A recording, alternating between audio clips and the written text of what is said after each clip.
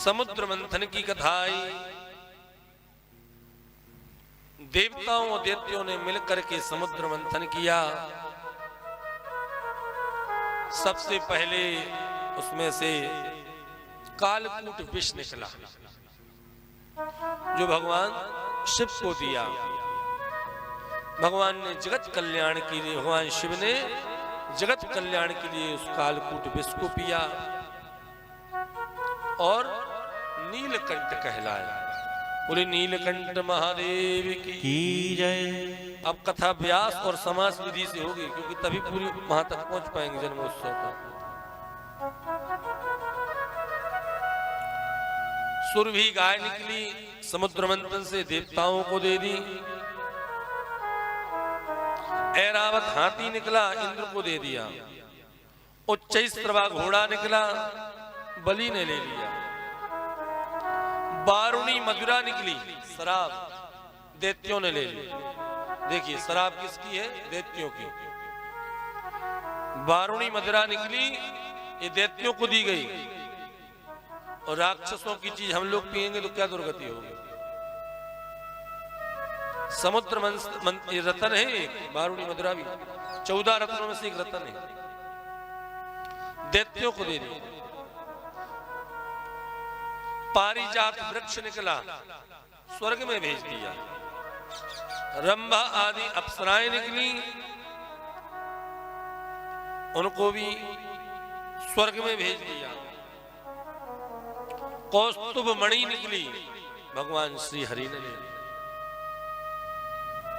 लक्ष्मी जी निकली, नारायण की थी। और अंत में अमृत का कलश लेकर स्वयं धनवंतरी भगवान प्रकट हो गए। बोले धनवंतरी भगवान की जय। जैसे ही कलश लेकर, ये धनवंतरी भगवान आयुर्वेद के आचार्य, आयुर्वेद, इसलिए धन त्रयोदशी पर इनकी पूजा होती है। धनतेरस के दिन इनकी पूजन करनी चाहिए। साबुत धनिया, साबुत हल्दी से विशेष इनकी पूजा होती है धनवंतरी की। और धनवंतरी का एक कलश रखा जाता है। अमृत का कलश लेकर निकले, दैत्यों ने झपट्टा मारा, कलश को लेकर के भाग गए। देवता रोने लगे। भगवान ने कहा चिंता मत करो।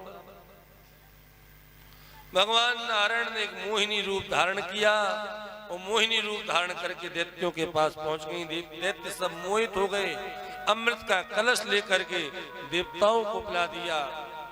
और देवताओं के बीच में एक दैत्य आ गया था, सुरभानु नाम का, उसने भी पी लिया। अंत में उसका सुदर्शन चक्र से सिर अलग कर दिया। अमृत अंदर चला गया था, मरा तो नहीं। वही सुरभानु नाम का दैत्य राहु और केतु बन गया। देवताओं ने अमृत पी लिया। अब देवताओं और दैत्यों में देवासुर संग्राम हो गया। सभी दैत्य मारे गए। दैत्यों के गुरु हैं शुक्राचार्य। शुक्राचार्य ने मृत संजीवनी विद्या से पुनः दैत्यों को स्वस्थ किया, जिंदा किया और कहा हमारे पास हर चीज की काट है, लेकिन विष्णु की कोई काट नहीं। अगर तुम्हें स्वर्ग चाहिए दैत्यों बलि, तो ब्राह्मणों को प्रसन्न कर लो। बलि ने तो खूब ब्राह्मणों की सेवा की, खूब मालपुआ रबड़ी छिलवाया। ब्राह्मणों ने कहा राजा बलि क्या चाहिए मांग लो। बोले महाराज आपका आशीर्वाद बना रहे। ब्राह्मणों ने आशीर्वाद दिया और एक ऐसा विमान दिया। कहा राजन इस विमान पर बैठकर तुम जहां जाओगे और तो और तुम्हें भगवान विष्णु भी परास्त नहीं कर सकते। यही तो चाहिए था। सभी दैत्य उस विमान में बैठे। सबसे पहले जाकर के स्वर्ग में हमला बोल दिया। स्वर्ग में हमला बोला, दैत्य सभी भागे भागे गए, क्योंकि ब्राह्मणों की कृपा है, इस तेज से नहीं बच पाओगे। देवगुरु बृहस्पति ने कहा देवताओं ब्राह्मणों की कृपा हो गई है राजा बलि पर, अपने आप को सुरक्षित चाहते हो तो स्वर्ग को छोड़ दो। सभी देवता भागे भागे गए। देवताओं की माता है अदिति, बड़ी दुखी हुई। भाई जब बच्चे दुखी होते हैं तो मां दुख होती है।